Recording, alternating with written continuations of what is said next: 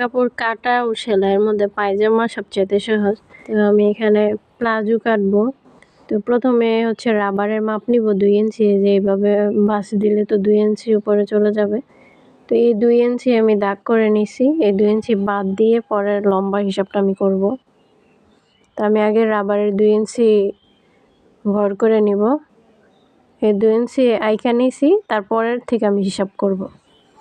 তো এখন লম্বা পুরো প্লাজো বানাইলে পুরো লম্বা একসাথেই দিতে হয়। পুরো লম্বা হচ্ছে 40, তাহলে আমি নিব হচ্ছে 2 ইঞ্চি তো বাদ 40, তাহলে আমি নিব হচ্ছে 41। নিচে তো পায়জামা আমার লম্বা যতটুকু দরকার তার থেকে 1 ইঞ্চি বেশি নিছি, আর উপরে তো 2 ইঞ্চি আগেই নেওয়া আছে।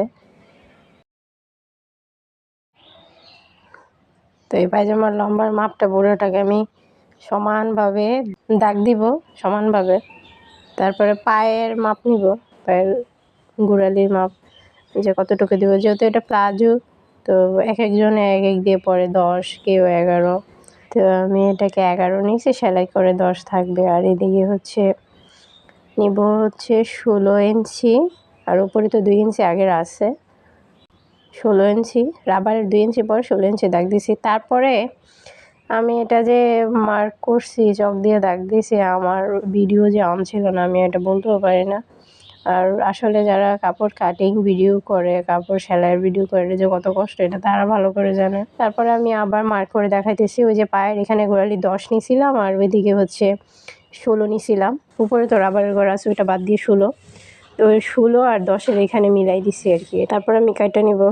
প্লাজো বানানো আর এরকম নর্মাল পায়জামা আছে, এরকম পরা যায়, শুধু কলি অ্যাড করলে হয়। প্লাজোর সিস্টেমে পায়জামাও বানানো যায়। তো এখানে আমি কলি দিব। প্লাজোতে তারপর কলি দেওয়াই লাগে, আর এখনকার সবার জন্য কলি লাগে। তা যেই বাকি যে কাপড়টা ছিল ওইটা থেকে আমি পুরোটা কলির কাজে লাগাবো।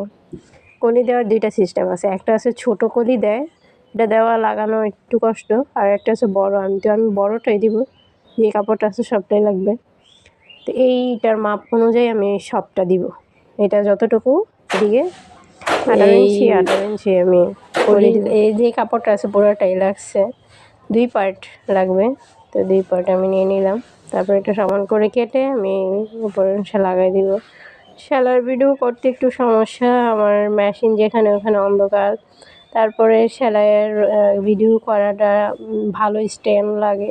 আমি দেখাইতেছি যে কীভাবে জোড়াটা পড়বে, কলিটা এই যে এইভাবে জোড়াটা পড়বে।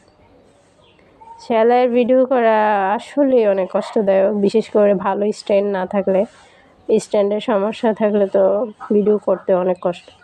আমি এক পার্ট করে এভাবে লাগাই দিব আর কি, এটার সাথে এটা জয়েন দিব। আমি সেলাইয়ের ভিডিও করতে চাই, আসলে আমার ভালো স্ট্যান্ডও নাই, আর মেশিনের জায়গাটাও সুবিধা না। এইভাবে এটার সাথে জয়েন করে দিব।